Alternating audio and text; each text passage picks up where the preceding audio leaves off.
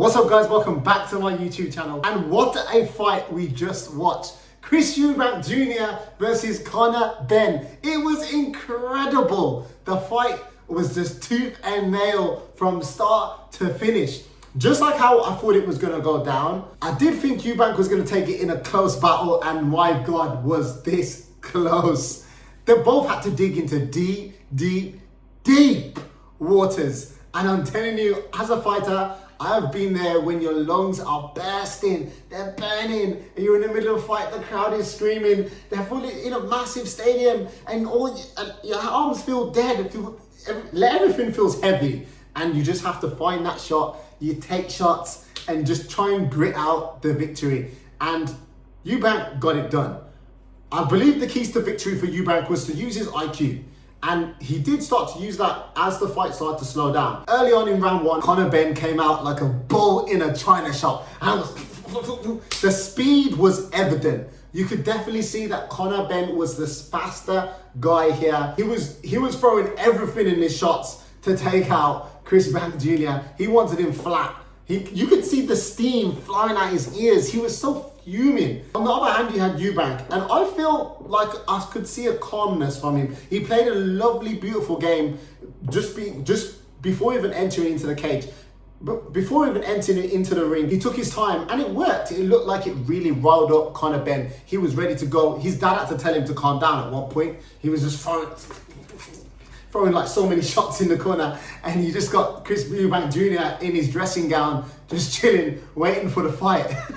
Round one I gave to Eubank, but going into round two, the Destroyer seemed to just switch it on even more. He was like, yo, I'm coming for you. And Chris Eubank, you could see he was a bit slower than the younger man. And I feel like that was the main thing that the commentators were saying over and over again, was going, Chris Eubank is 35 and the Destroyer's 28. And let's see what's going to happen to the older guy, you know? And I feel like 35 it's not that old, right? Since I'm 33. It's not that old. It's not that old as an athlete. I feel like that is still in your peak prime.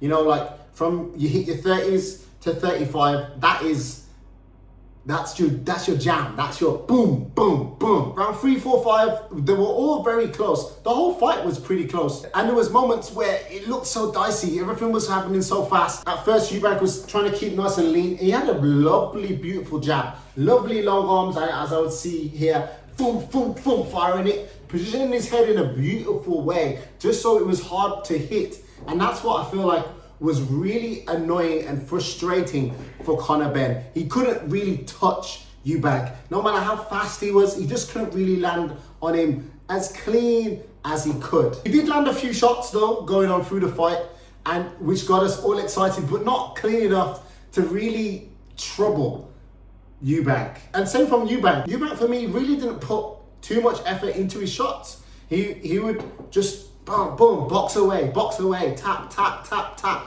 Really find them inside shots and just let them hands go. One of the things that was really significant in the fight is the head clash. So obviously, with head clashes, they're accidental, they're unfortunate, and when it causes a cut, it's even more unfortunate. And it definitely had an effect in the fight though. Seeing some blood on Chris Eubank Jr. makes him look more worn out. Makes him look more battered. He had bruised and swollen cheeks. Connor was definitely landing. But was that a lot of head clashes? There was a lot of head clashes after round, especially in round 7, 8, 9, going on from there as they were starting to get more tired. I must say, I'm a big fan of Chris Eubank Jr.'s uppercuts and that left hand. Ooh! He had some clean shots. That uppercut was sweet. The left hook sweet. It's just the way he swings it. It's like a whip. It's like, ow. Fuck, that fucking hurt my hands. It's like a whip. The skill of both of these fighters is absolutely immense. But let's talk about that last round. My God. I guarantee you, if you've watched this fight, you are now shadowboxing in your room after watching that last round. If that does not get you hyped up, you do not love fighting. You don't love fighting at all. Just don't watch the sport again if that does not get you hyped up. My God, we were in for a treat. What an epic, all out, on the line, throw your heart out, throw your whole everything, kitchen sink, inside the cage. It was a ring, sorry, I'm an MMA fighter, I keep calling it a cage. It's everything out there for us all to enjoy. So I just have to give these guys a standing ovation. Wait, let me stand up. I'm a bit tall. I'm a bit tall. You know what? Just epic. Just absolute epic. And I really enjoyed the fight. I do agree with the judges. I do feel like Chris Eubank just edged it. I would say, like, you know, by that big gap, maybe. There was such a big law of this fight. Obviously, Benn and Chris Eubank Sr. both fought before, and to see their sons do it, it's great, man. It's great. It must have made them so proud, and the sons will be proud with their legacy after the end of this.